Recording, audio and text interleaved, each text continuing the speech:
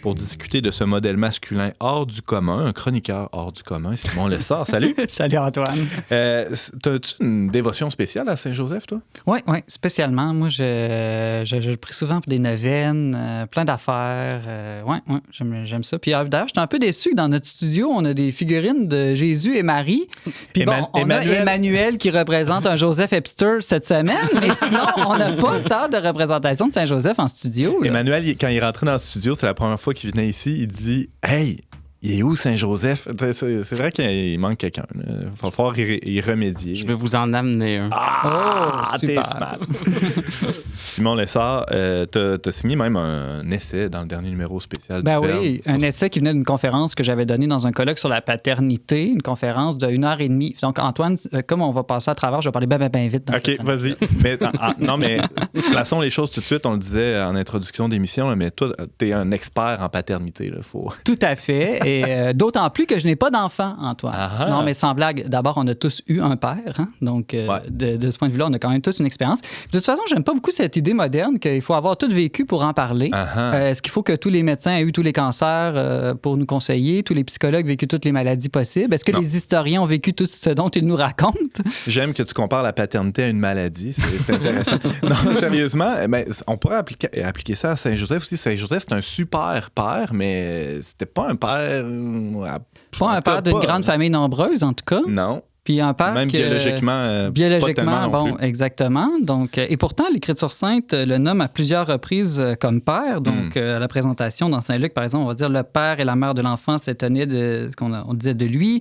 Au recouvrement, on va dire la Vierge va dire « Vois comme ton père et moi, nous avons souffert en te cherchant ». Donc, il n'y a vraiment pas de doute que du point de vue de Dieu, Joseph est père, même si de notre point de vue, biologiquement, il n'est pas père. Tu sais, la Vierge n'a pas dit « Vois comme mon conjoint et moi avons été inquiets ». Non, exactement. Et ça montre que la paternité, c'est beaucoup plus profond simplement que l'engendrement physique. C'est intéressant aussi parce que Joseph, alors que, tu sais, on dit souvent aujourd'hui, on est d'abord époux, puis ensuite père. Joseph, c'est un peu différent parce qu'il y avait le Christ au cœur de sa famille. Sa relation avec Marie était certainement extraordinaire, mais il devait avoir un lien particulier. Il devait être d'abord père, non? D'abord père, en tout cas, je pense du point de vue de Dieu. C'est-à-dire que je pense pas que Dieu a vu, il y a plusieurs hommes en Israël, lequel qui aurait les bonnes qualités pour être le père adoptif du Fils de Dieu que je vais envoyer sur terre. Avec des cotes, là, 9,5. Exactement. Non, je pense que Dieu est beaucoup plus sage. Il a prévu les choses vraiment d'avance. Donc, il a créé justement cet homme avec toutes ses qualités en vue justement de sa mission première, qui est d'être le père putatif ou adoptif de Jésus. Et c'est pour ça qu'il l'a fait épouser Marie. Donc, vraiment, d'être époux, je dirais que c'est une fin intermédiaire pour la grande fin, époux de Marie en vue d'être père de Jésus. Oui, il est souvent, je voyais dans tes notes, là, il est souvent question d'ordonner les fins, là, d'avoir une bonne hiérarchie dans nos allégeances, oui, je sais pas trop, parce que c'est sûr que c'est une bonne chose de prendre soin de ses enfants, d'aller travailler, je sais pas, là, d'avoir des temps de loisirs. Comment ordonner tout ça? Saint-Joseph peut nous donner sa prestige de bon coup de main. Là. Exactement, parce que dans Saint-Joseph, tout en lui et tout ce qu'il faisait est ordonné en vue de servir, je dirais, Jésus dans sa fonction de père. Et donc, on peut avoir plusieurs dimensions dans notre vie, mais c'est ça, on peut pas les vivre n'importe comment. Il faut savoir laquelle est prioritaire dans tout ça. Et ordonner les autres en fonction de celle-là. Et de même, nous, on peut avoir des loisirs, un travail, mais il ne faut jamais, par exemple, que notre travail, si on est père de famille, vienne à aller contre notre mission première de père. Et je pense que Joseph est là pour nous le rappeler que quand on est père, on est d'abord père. Mm-hmm. Simon Lessard, on en a parlé un peu plus tôt cette semaine avec la chronique d'Emmanuel Lamontagne. Saint-Joseph, on pourrait dire, là, avec des guillemets, là, que c'est le saint ordinaire. C'est l'homme qui travaille, c'est l'homme simple, l'homme discret aussi. C'est intéressant parce que à la fois, il est discret, mais il y a une paternité qui est comme surnaturelle, ou on pourrait dire même super naturelle. Là. Comment allier ce paradoxe-là? Oui, bien, souvent quand on pense à la paternité, justement, on y pense soit juste biologiquement, ou on y pense beaucoup dans des choses très humaines, je sais pas moi, arranger les choses de la maison, des choses qui sont vraies, qui sont bonnes. Changer les pneus du char. Bon, exactement.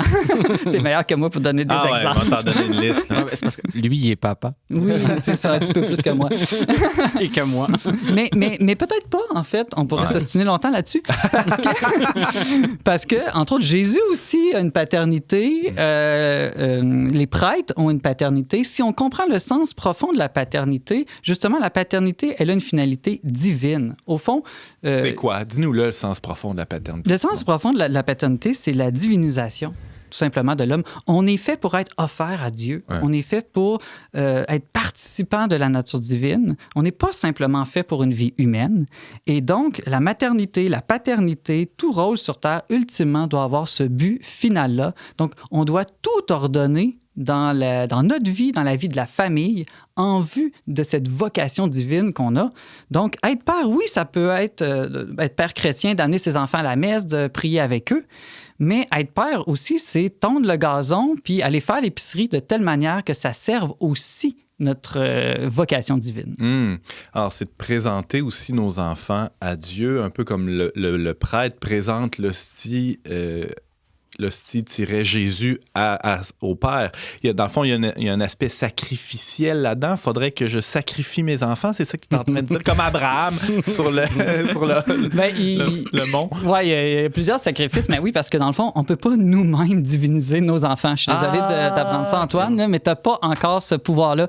Il y a juste Dieu qui est capable, je dirais, de donner de lui-même, de faire entrer en lui-même ces créatures, les êtres humains. Donc, nous, ce qu'on peut faire, je dirais, c'est de présenter à Dieu nos enfants ou disposer toute chose pour que Dieu puisse mieux, disons, agir en eux. Et de ce point de vue-là, oui, le Père ressemble à un prêtre, hein, parce que le prêtre, encore là, c'est pas lui qui nous donne Dieu directement.